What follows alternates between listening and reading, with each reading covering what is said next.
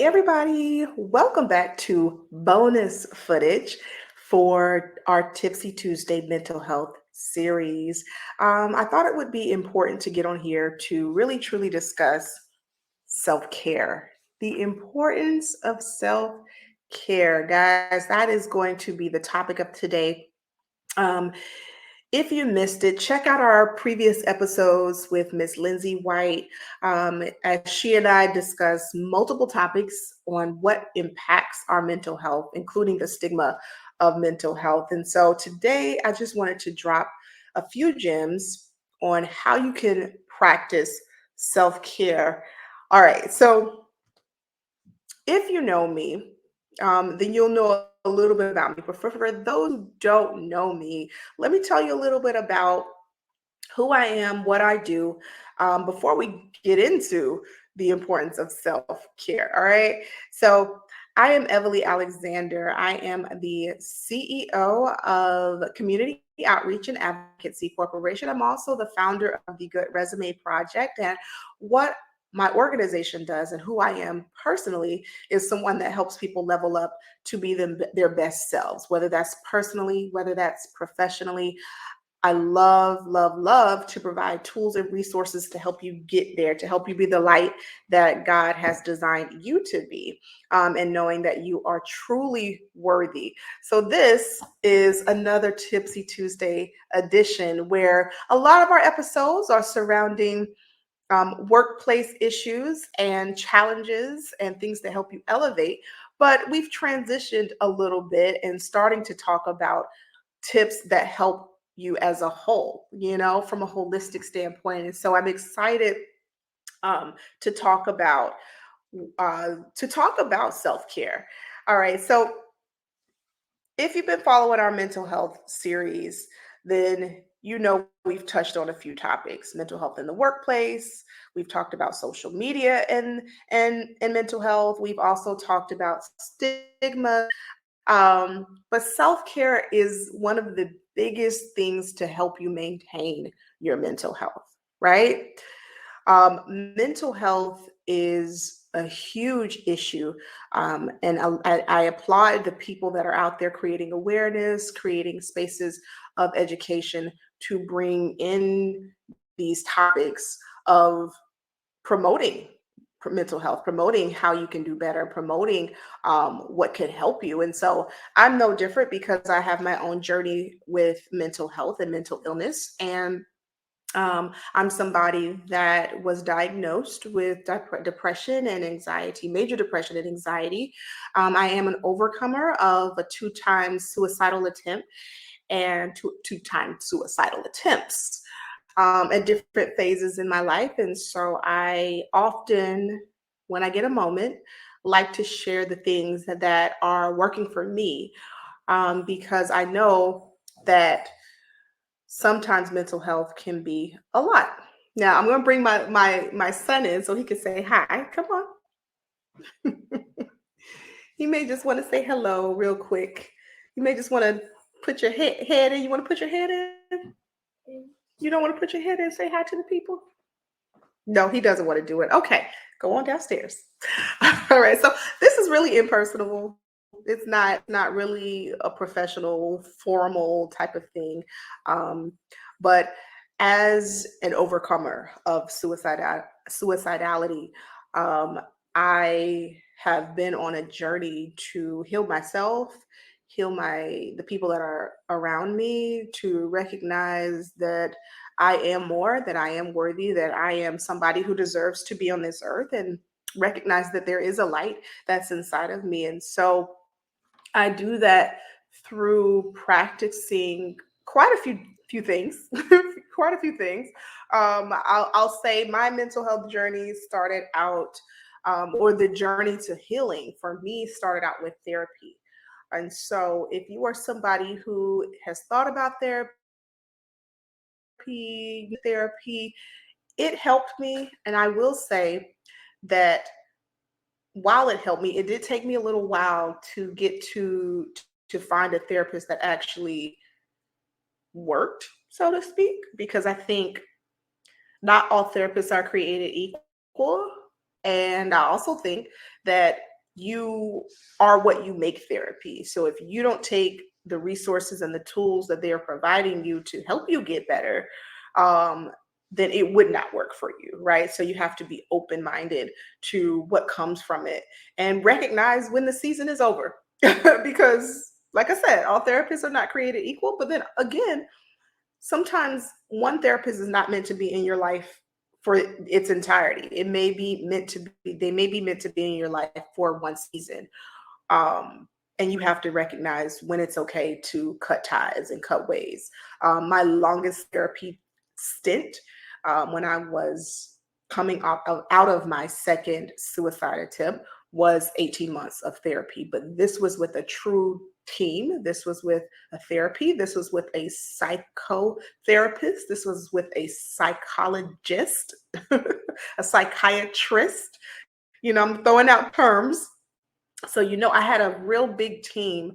I can't say big, it's not big, their knowledge was big, but I had a team to help me come out of it, because that second suicide attempt was, that's when I recognized that there was something else going on with me. So I say that to say, if you're somebody who is open, let therapy come in and help you, because also therapy can teach you some of these self-care tools that I'm getting ready to go and put into place with you.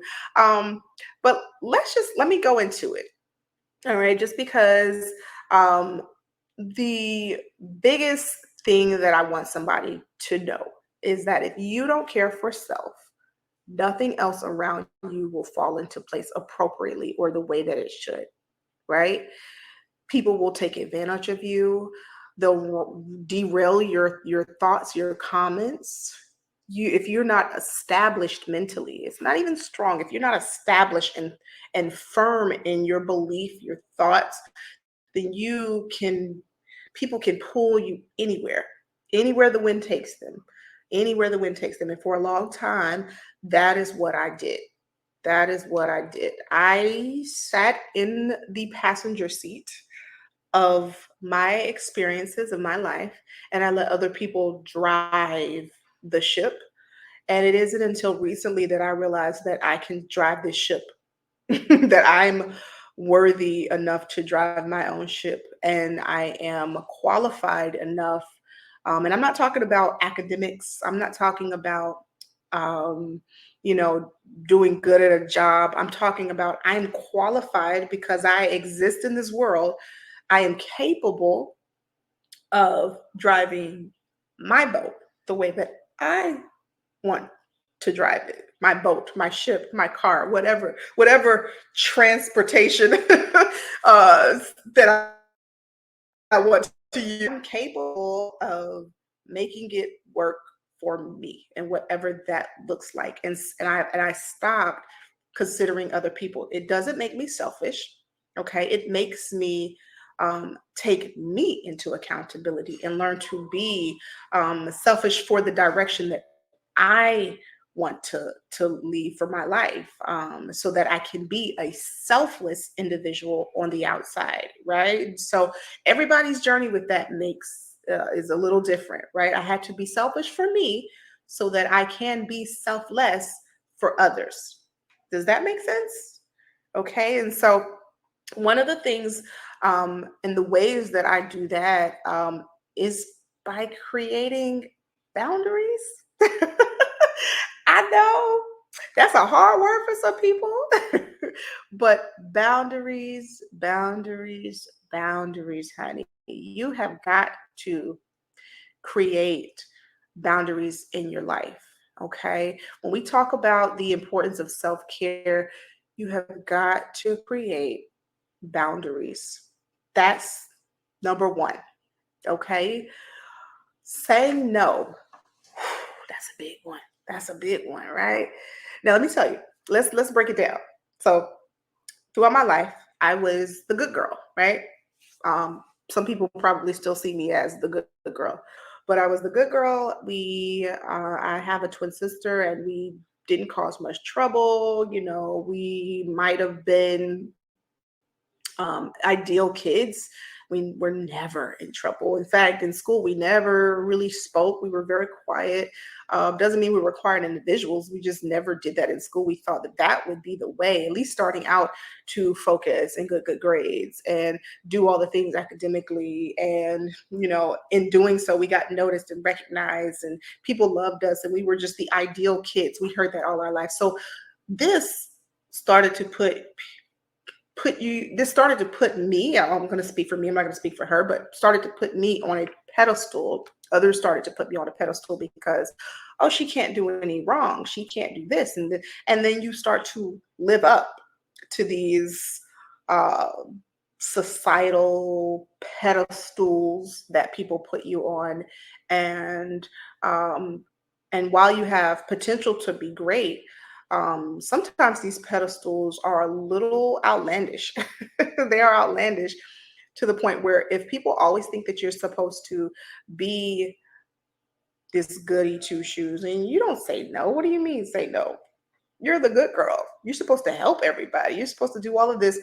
That's what I lived up to. I lived up to catering to everybody else. Catering to everybody else, catering to my friends, catering to, my relationships, catering to um, people around me, catering to my bosses, catering to, you know, and not realizing that sometimes, okay, sometimes all the time, everybody's not right. Everybody's not right. There are people who will take it full advantage of you. You are I was then seen as a target. I think that energy probably started to come off more, where people was like, "Oh, I can get over on her. She don't know the difference. She's good." This naivety, so to speak. So I'm learning in this space to now create boundaries, say no, developing time for myself, saying, you know what, but maybe I can do it at another time. So let's create boundaries. Okay. Then next, I always wanted to make sure that I made people feel better, right? Nobody made me feel better. Um, but here's my daughter coming in. Go down, there you go around. Um, I wanted to make other people feel better, right? When nobody else was thinking about me and how that impacted me. I allowed people to pull me in different directions because I do have um, a vast knowledge base that helps others, right? I can help you put your business together, your business plan. I can help you start your business. I can help you get to the money. I can help you, get to that six-figure income. That's what you're looking for. I can help you change careers. I can put food on the table for you. I can help you find housing. I can help you do a lot of things, right? I can put your website together. I can design a banner for you. I can do all the things, right? And I took my knowledge and my skills and I gave it to others. I gave it. I kept giving, giving, giving, giving, giving. So when it was time to do for myself, I was right. I was depleted. I didn't have much for myself. I lacked the creativity for myself because I never created the boundaries. So it is so important to not only create boundaries in your business, but create boundaries in your personal life. So I'm married, I have two kids. Sometimes it's okay to say, hey, mommy needs a break, 5 minute break, whatever that looks like. you know if you need a village, or you aren't surrounded by a village, see how you can create that village, right? Sometimes there are spaces that you can create for yourselves, if your family isn't willing to be a village for you, or if you have friends who are always busy, who's not able to take the kids, or whatever the case is. Try to, for in some way, cultivate a village that sees you, sees how hard you work, see that you're a great parent, and say, you know what? I second the motion that, hey, mommy, you need a break, right? I second the, hey, mommy, need a break movement. And I'm going to take your kids for a few hours. Oh, girl, thank you. Okay. For some people, that looks like a babysitter. For some people, that looks like a nanny. For some, that just looks like really cool friends who just down for you. you know, people who are just down for you and the person and character that you are. Okay. And if you open your mouth to speak, that's the key. That is the key to creating these boundaries and spaces of feeling better for yourself. I'll tell you, um, that's what I'm learning now. that is what I'm learning now. And that makes a world of difference because that is for me the start of how I can create self-care because I'm always um, allowing other people to depend on me. I'm also in a space of being the dependable person and sometimes wanting to be the dependable person. Um, but I'm now also in a space where it's like, okay, I get to I get to say, you know what, not right now, or a flat no, because no is a statement. That's a sentence. Because sometimes no is it. Okay, that's it. No, no, that's not gonna work for me. No, period. Right. So you have to kind of know now what, and not be scared to say it. Right. Because there is a in your head. No, you may have a resounding no. Right. But you got to release that through your lips. Say that out loud, okay? And that's okay to do. Nobody's going to judge you. And if they do, they were never meant to be in your life. I want you to recognize that. If they do, they were never meant to be in your life. That is when you have to recognize, okay, who they are. Now, that's separate to family, because sometimes family, that you love them, they care for you, and sometimes they just they just overstep. Family sometimes oversteps. And you have to be okay and bold enough to say, hey, you know what, that doesn't make me feel good, or I really don't like what you said, or I can't devote my time to that, or whatever. You have to be the person to take a stand in your life. And if you don't take a stand, everybody and their mama and their daddy and their uncle, auntie, grandma, cousin, teacher, family will run over you. They will run over you, and you don't want that. When people derail you and who you're supposed to be because they have their own initiatives and they're trying to get to where they want to go, that takes from you. And when it takes from you, it depletes you and your creativity and who you were designed to be in the world. Okay? And for some people, that impacts their mental health.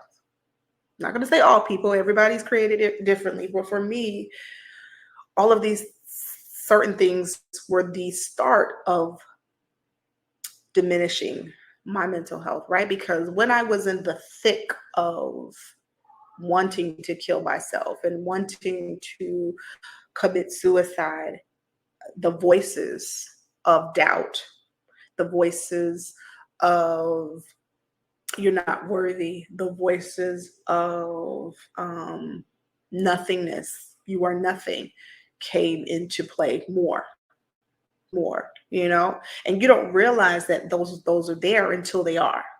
And when they're there, you can't get it's hard to get rid of them. I'm not going to say you can't, because I will say I'm successful at not even hearing the voices. And if I do hear the voices, and some people, y'all know what these voices are, the negative voices that tell you you're not good enough, you're not worthy enough, you're not capable enough.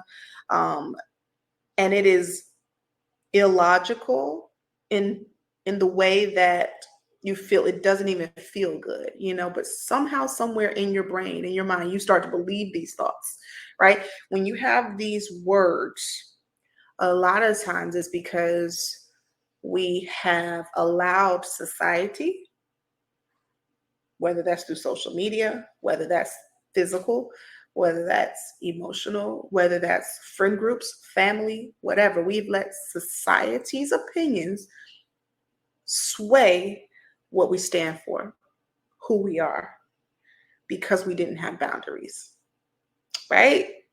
Okay, it sways it, right? Because we should have said no when we really wanted to, but we said yes. And now you sitting over here cleaning up. You know what I'm talking about. Y'all sitting over here cleaning up the BS because you knew you should have said no. Okay? It's the residue, right? Because you didn't create boundaries. Mental health sometimes is a residue, is the remains of the negativity. Hmm. Not even mental health. I'm going to say mental illness for me. For me, it is because I spend so much time brushing things up under the rug, just brushing, brushing, brushing, and I never addressed anything. It's because I either didn't want to, or I didn't know how to, or I didn't even know it needed to be addressed. Through my mental health journey, I have learned that every last thing needs to be addressed. Okay, every last thing needs to be addressed in a positive way.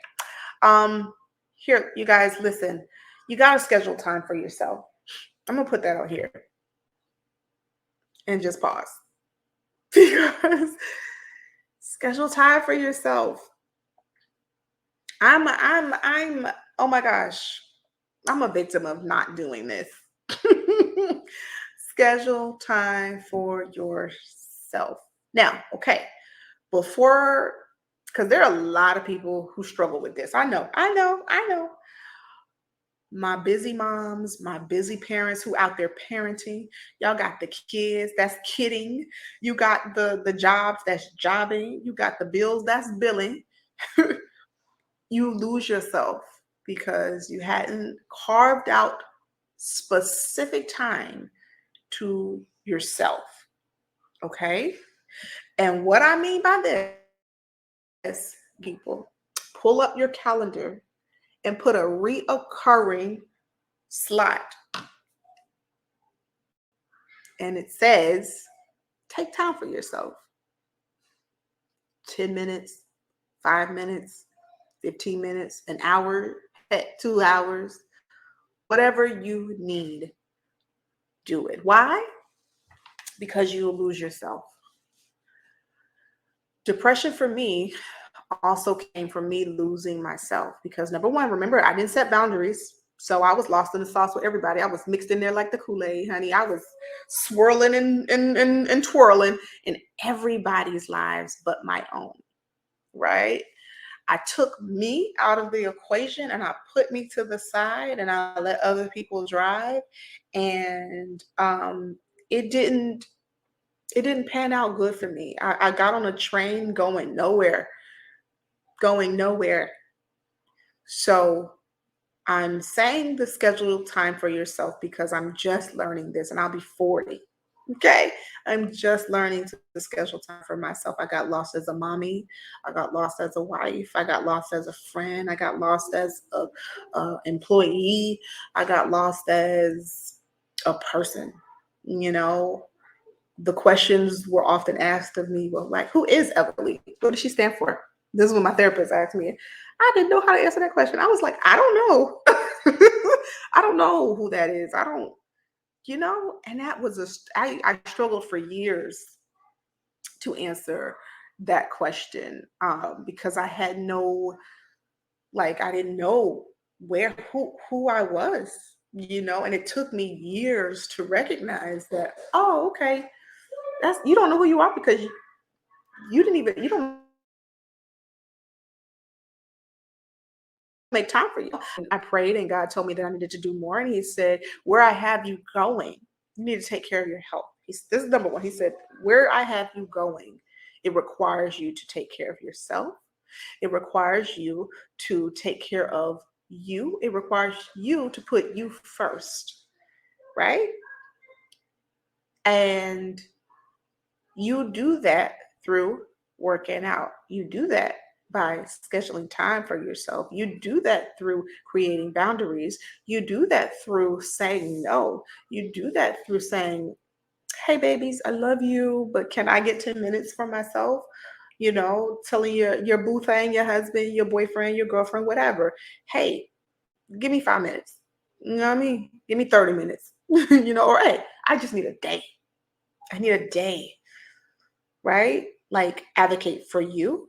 Because if you don't advocate for you, nobody else will. That's what I'm learning. Like, nobody else will. Okay. Um, you know, and then of course, take care of your physical health. Now, listen, God willing, I'm not trying to look all snatched or whatever, but I do need to be on somebody's bike running and treading, and I need to do the treadmill, the bike, the heels, the workout, the hit. I need it all. Okay. Now, I need that. And I used to be a guru at that, but because I never did this, because I never scheduled time for myself, because I lost myself, because I never created boundaries, at some point, I began to just mom. I began to just wife. I began to just life. And I stopped taking care of my physical health, right? I used to train people. I used to have Angela Bassett arms, honey. She used to give, give, give, and then some, right? And life happens, right? And so I don't beat myself up over it. But in the throes of my mental illness, I would beat myself over it. This was something else. Just when the voices would say, "You are fat, you are fat, you need to go and take yourself somewhere, go work out," all these things. And so, you hear that, and I would even say it to myself because it was self-sabotaging, a part of my mental illness. It was a self-sabotage um there a lot. So I would say it in groups and people would look at me and I'd be like, "Y'all want that?" And you know what I'm saying? And I'm a big girl. I like to eat. Okay. You know what I'm saying? But I didn't realize, number one, how negative that was to me. I allowed people to talk a certain way about me because I didn't have respect for myself. And because I felt and looked a certain way, that came up a lot. And so I say that to say, when you think of physical health, if you want to look like the dime, the baddie, whatever, great. But physical health is health, right? I want to make sure my blood pressure is okay. I want to make sure that my mental is okay. I want to juice so I can detox all the negativity out of my system. I want to do those things so that I can walk into the purpose of where God is taking me. And so it looks bigger than just running. Okay, because I need that. I need to do that. Okay, I do need to do that. And I'm not saying that from a negative space, it's just from a knowing space, because it has impacted my physical overall health. So I'm at a point of needing to do that because I neglected me, but I caught it early. I caught it enough in advance to say, okay, hey, go ahead. It's okay. Spend five minutes on the Peloton. You don't care what it looked like to other people. They don't care what it looks like. The fact that you got up, the fact that you started allows you to be just a little more present for yourself and then for others, right? The fact that you got up and you took care of your mental health. You made a determination today when you got out of the bed and you said, "I'm going to go walk." You know, I'm going to take 5 minutes, 10 minutes around the block. You know, I'm going to do that. And that in itself moves energy, negative energy. It moves it out. It moves it out. It moves it out. It moves it out. Okay? Physical health is not all about, just trying to get snatched. Okay? We try to get our mind snatched. This is what I want to be snatched. I want my mind, what's between my ears. I want that to be snatched. I want that to be on point. I want to be like, "Oh, boom, you got this." Okay, girl, you got this. Look at you over here growing and stuff, growing and thriving. Over here, uplifting people from a healthy space, right? Look at you being healthy mentally, right? Once this mental is together, it impacts everything else. So it's pieces of the puzzle. But then outside of the boundaries, outside of the physical health, outside of scheduling time for yourself, practice self-compassion. Okay. For my spiritual people, that means grace. Give yourself some grace. Give yourself a moment of saying, "Okay, I had a moment, or I'm having a moment." I don't care how long that moment has been, how long it's been, how short it is, whatever. Sometimes you just need a moment to say, "It's okay. It's okay. You gave it your best today. You gave it your best shot today, and that is what matters the most. Okay? So, if you like my tips for setting boundaries for yourself, definitely continue to follow me. Here are my shameless plugs. All right. Follow me on Facebook at COACGA or on Instagram at COAC_GA. My personal Instagram account, if you just want to see a little bit more about my life, it's Evalye.Alexander. Follow me on my socials, like, subscribe, share. Okay, I'm hoping that this was a blessing to you. I'm hoping that you got some of the tips and tools that you needed. I plan on coming back to give you more tips. Um, but go be a blessing. Go be a blessing. Be the light that God created you to be. And remember, you are enough. You are worthy. You are more than capable. And don't let these voices get you. You are bigger than these voices. You are more powerful than these voices. And you have everything that you need already inside of you. So don't let nobody else make you think that you don't. Peace. Have a good one.